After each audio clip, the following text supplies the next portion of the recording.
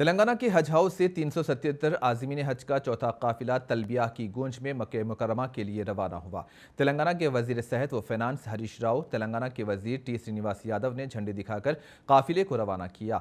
हजरत मौलाना कबूल बाशा कादरी शुत्तारी सदर कुल हिंद जमीयतुल मशाइख ने आज़मीन हज से खिताब करते हुए कहा कि वो अपना ज़्यादातर वक्त इबादत और दुआओं में गुजारें। इन्होंने मनासिक हज पर भी रोशनी डाली।